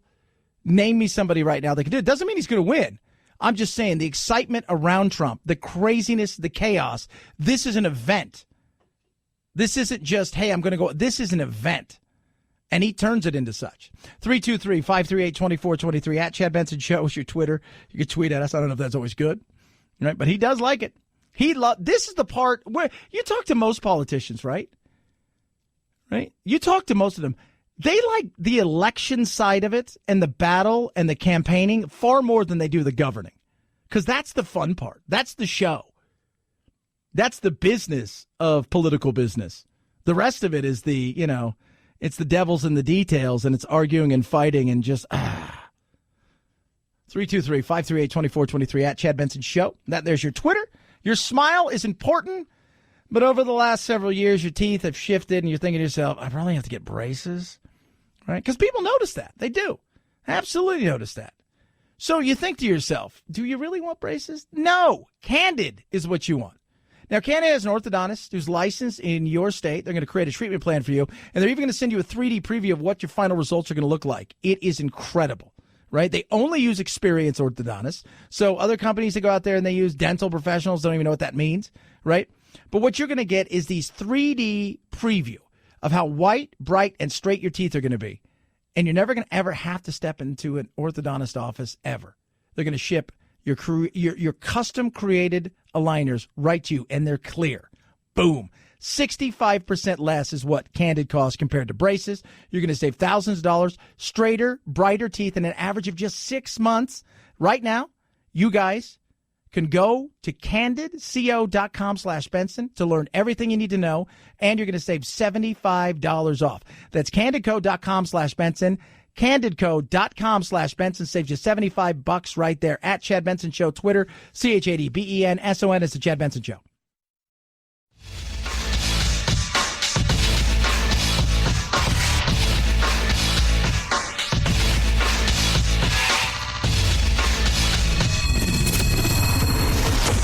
The Chad Benson Show, where we reach across the aisle and occasionally poke someone in the eye. Cryptocurrency valuations have been notoriously volatile. What's worth a lot can all of a sudden be worth next to nothing. Facebook is trying to solve that by pegging its currency to government-issued currencies like the U.S. dollar. It'll be focused toward developing countries where banks aren't as available or trusted. Frank Chaparro is a news director of The Block, which covers a world of cryptocurrencies. Facebook is really trying to build something that can address the unbanked, underserved global population. The idea being that in developing countries, people may not have access to a bank, but they often have access to a smartphone. Yeah, which is crazy, right? Like they don't have, what do you mean they don't have a bank? Well, a lot of countries, they don't have banks, but smartphones are readily available, and that's where they do everything. That's where they do their banking, all of the things that they can do. They could do it straight from there. And here's the issue. Oddly enough, in third world countries or developing countries, whatever you want to call them, they don't have trust in the bank. Libra, which is what this is going to be called, the cryptocurrency from Facebook, their big issue here in America is nobody trusts you with any information because you've failed at that over and over and over again. So they have to look at a situation where they're like, okay, we can develop it over here. Maybe people will come to trust us, but I don't think so. I think you've worn out that welcome on more than a few occasions when we've given you first, second, third, fourth, fifth, sixth, eighth, 12,000th time we've tried to give you an opportunity, and I don't know if we're going to trust. But I do think that these things are here. This is the future. From blockchain to cryptocurrencies, this is not going anywhere. It's who's going to do it right. Facebook will teach all these billions of people how to use non-government money, and that will cause a lot of folks to be curious about which is the best version of non-government money. Yeah. Which one's going to be the best? And there's going to be a battle, just like there's battles of currencies, the euro, all of these, the dollar, the yen, the whole 9 yards. There'll be a balance and a battle here. And you won't get if they're really backed by government issued currency, like the dollar and things like that, it will stabilize it. But the trust factor, at least in countries like the United States and Western Europe, there's a trust factor that they're going to have to figure out how they get over that if it is actually going to be implemented in a way that's real here. 323-538-2423 at Chad Benson Show is your Twitter. You can tweet at us. By the way, I still find this to be very interesting. ICE will begin removing millions of immigrants in the U.S. illegally next week, tweets President Trump, saying Mexico is doing a good job of stopping migrants before they reach the southern border. The president says Guatemala will soon require people fleeing countries south of there to seek asylum first in Guatemala. The State Department reports that $185 million in assistance for El Salvador, Honduras, and Guatemala would be frozen until those nations reduce the number of migrants. Yeah, they're not removing millions, and that's the thing that last night he tweeted out. That's just not going to happen, but we need to figure something out. Can we all agree that we've got some sort of issue, crisis, emergency, whatever you want to call it, and deal with it like adults? Oh, yeah, we can't, because that's politics. 323-538-2423 at Chad Benson Show's your Twitter. It is The Chad Benson Show.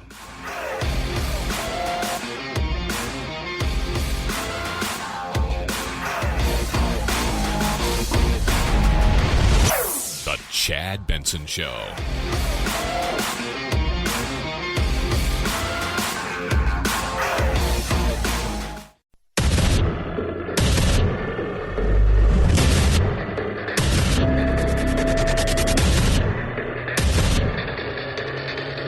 Independent thoughts, independent life. This is Chad Benson. What were you thinking? Well, at that time, it was really a friend group where who could say the most shocking thing and most extreme thing for the sake of shock value. And I'm extremely sorry for it. And I wish I could have taken it back, but I can't. All I can do right now is seek to right this wrong. And I know that forgiveness isn't given, it's earned.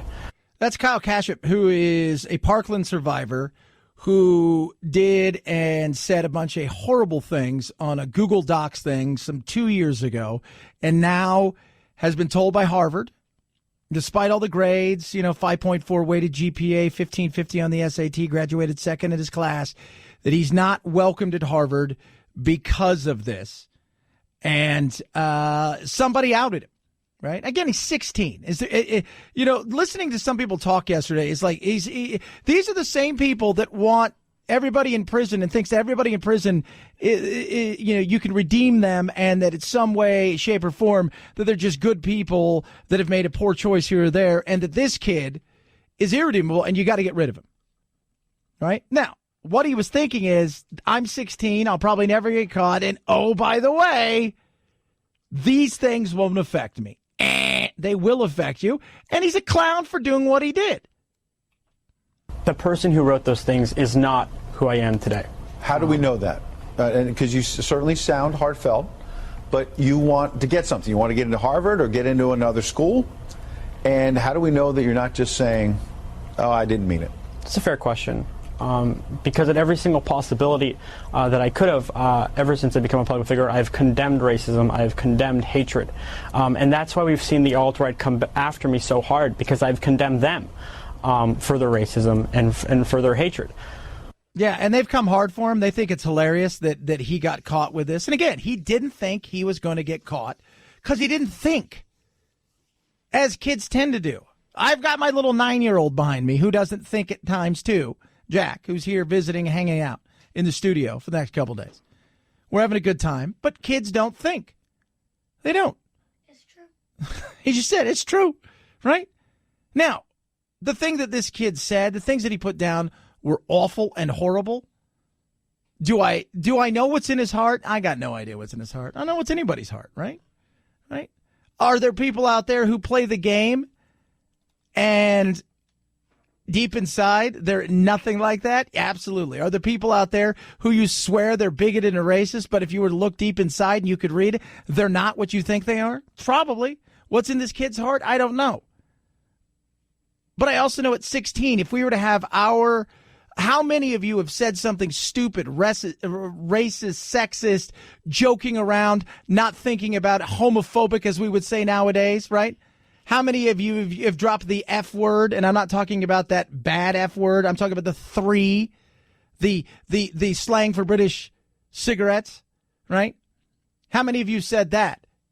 I mean, come on. In this day and age, you should know better. Absolutely 110%. You don't think you're going to get caught, but is he ever damnable? Can we not? I mean, is this, and look, Harvard could do whatever the hell they want. I'm totally fine with that. And they got enough problems right now. But I sit back and I look at this and the way that people went after him and the way that it happened and it was uncovered, the gotcha moments, whether it's a guy who's going to make his major league debut and as he goes up to his first at bat or as he goes to throw his first pitch, somebody decide now's when I'm going to release something, and the next thing you know, you're going in excited, and it's going around the crowd that you did something when you were 16 or said something that you wish you could take back because you never even thought about it. Everybody's got a moment like that out there. You know it, I know it, we all know it. This younger generation has more of those moments because our moments aren't following us like their moments are. In one case, as was mentioned, you typed the N-word 11 times in a row.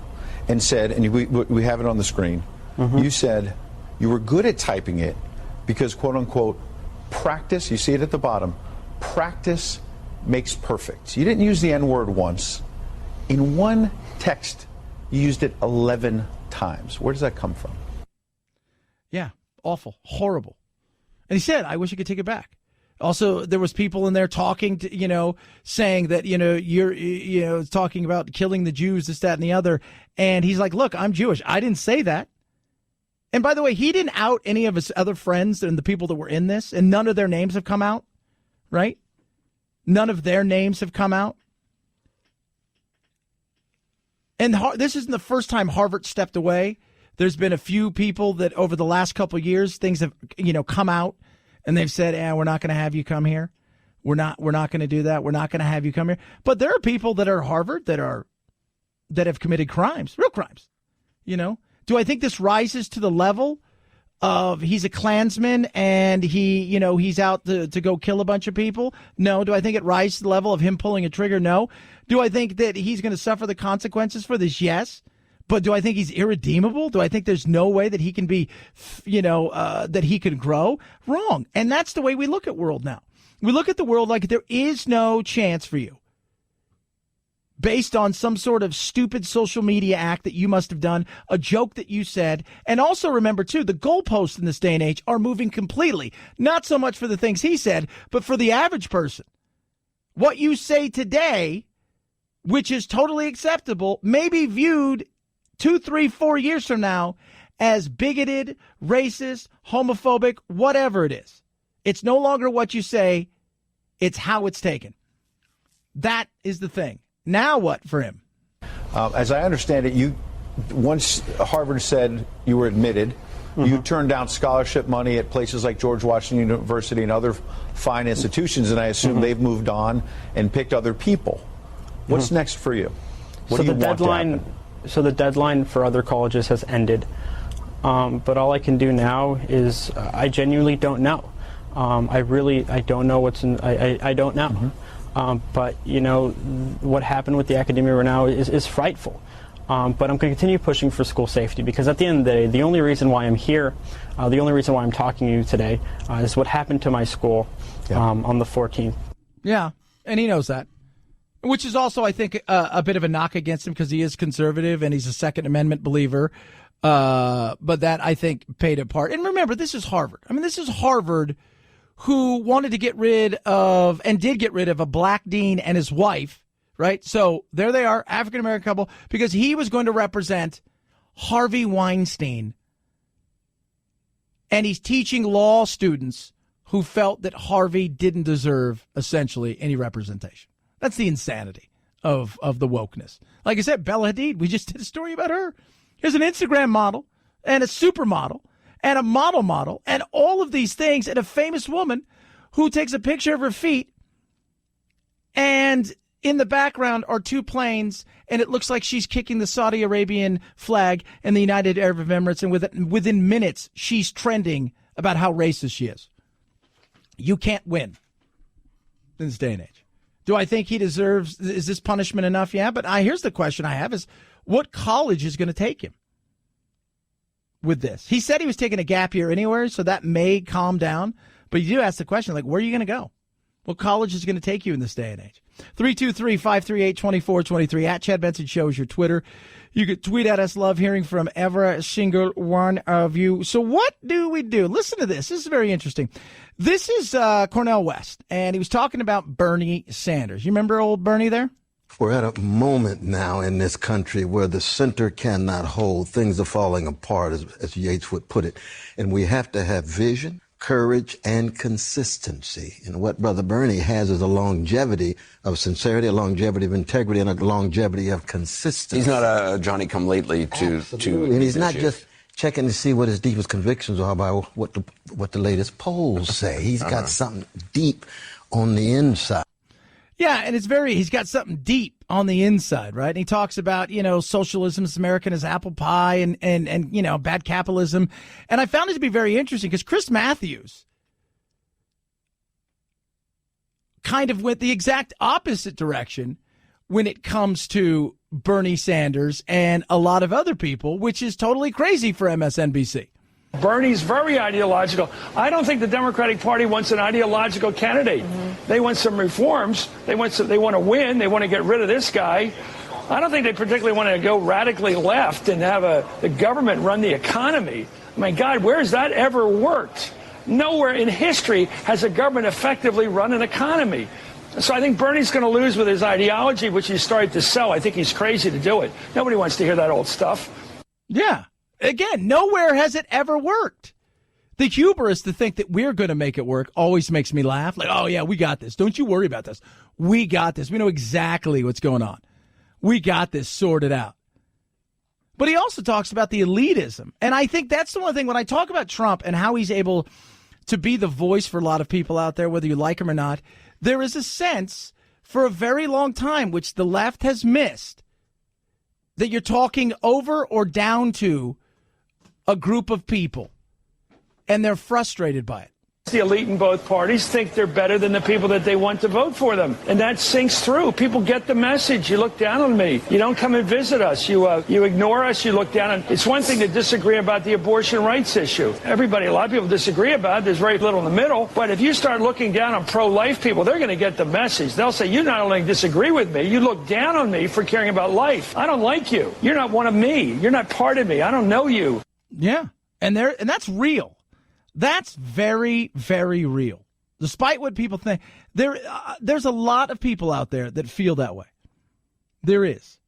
That, it's we know better than you. We've given you guys a chance, but you guys just don't get it. And that's the fear of get rid of the Electoral College, that New York and essentially Los Angeles, Seattle, and San Francisco are going to run this country, and you're going to get what you get from them. And even Democrats in the middle of the country looking around go, well, hold on a second. I don't want that insanity that's going on there. I'm just maybe pro-choice or pro-union. And, it's going to be a battle. And they've got a battle coming big time inside of their own party. And to see if, I think Biden, right now I look out there and I just don't see anybody that's moving the needle. And I think Slow Joe may be the way that they go. 323-538-2423 at Chad Benson Show is your Twitter. Somebody just tweeted at me. So you think it's completely changed person of the year, deserves what's happening to him no matter what the reason is. There should be a zero tolerance for racism in the USA. Harvard cares about the reputation, and this is clearly a business decision.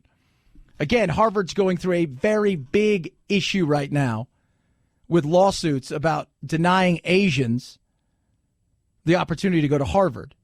Do I think if you feel that he's that irredeemable, if you really feel that way, that's sad, right? That is super sad. And at the same time, the people that preach that will talk about how people in prison deserve a second chance. People in prison deserve this. People in prison deserve that. And somehow, and I think the fact that he's a white 16-year-old and we've got this idea that every white young kid is somehow the most privileged thing on earth, and that he's kind of getting what he deserves. He's stupid. He's idiotic. He was immature. Do I think he's changed? I don't know him. Do I think he was heartfelt? He seems to be. Do I think his life should be ruined because of it? Some people would like to see that. But some people would also like to see everybody be punished to the point where they disappear. It's no longer about the rise, a redemption, right? Now it's about the punishment and then push you away. 323-538-2423 at Chad Benson Show is your Twitter. Here it is, summertime. 6 months ago, you made a promise to yourself. You're going to do this. You're going to do that. You're going to pay off your debts. And lo and behold, you haven't. That's where Lightstream comes in. Lightstream is incredible. Why don't you start paying less interest rates, getting your credit card balances all in one area, because you can have a credit card consolidation loan from as low as 5.95% APR with autopay, and that's what Lightstream is offering you. Think about this for a second. The average credit card interest rate is 19% APR. There's no fees. You can even get your money as soon as the same day you apply. What are you waiting for? It's time to start getting rid of all of that insanity with those super high interest rates and deal with Lightstream. Low interest rate, super low interest rate when you use my code, because you're going to get a special interest rate discount. Now, the only way to get this is to go to lightstream.com/Benson. That's LIGHTSTREAM.com/Benson. Subject to credit approval. Rate includes 0.50% autopay discount. Terms and conditions apply. Offers subject to change without notice. Visit lightstream.com/Benson for more information. Chad Benson Show.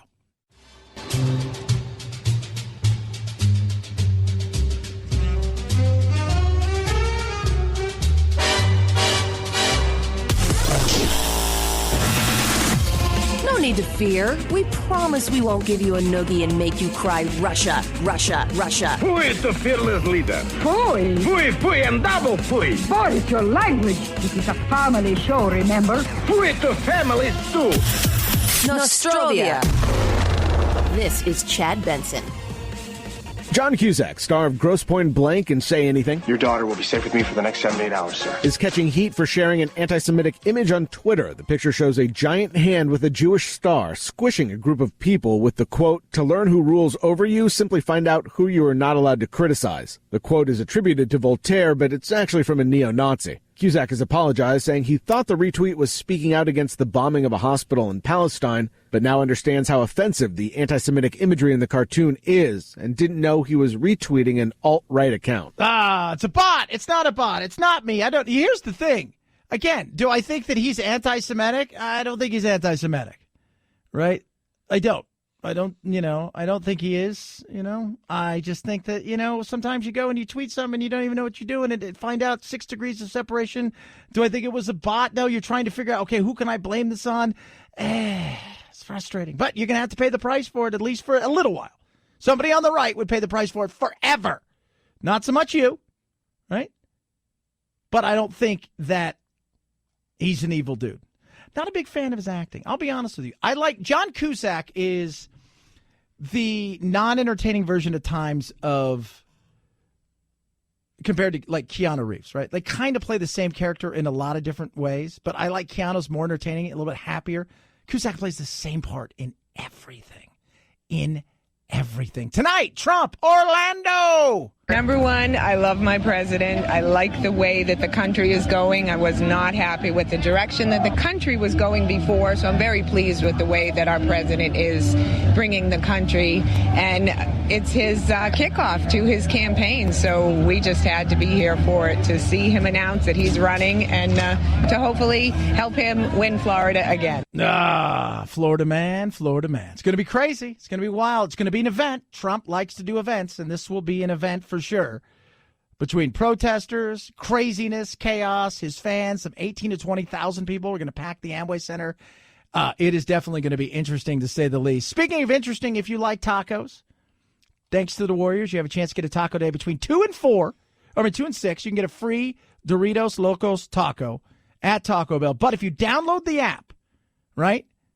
So you download the app, you can get a free taco anytime. So there you go. If you want a free taco between 2 and 6 today, Taco Bell is the place to go. Your useless information as we talk colleges and all the craziness. Think about this for a second. Oxford predates the Aztec Empire by 300 years. As early as 1096, they were teaching at Oxford. And if you think that's old, the University of Queen was founded in 859 AD in Fez, Morocco. Soak that up for a second. Let that dribble all over you. Have a wonderful rest of your day. Go get yourself some free tacos. Jack and I are going to go get some food right now. As always, to the kid next to me. Night, night, Jack.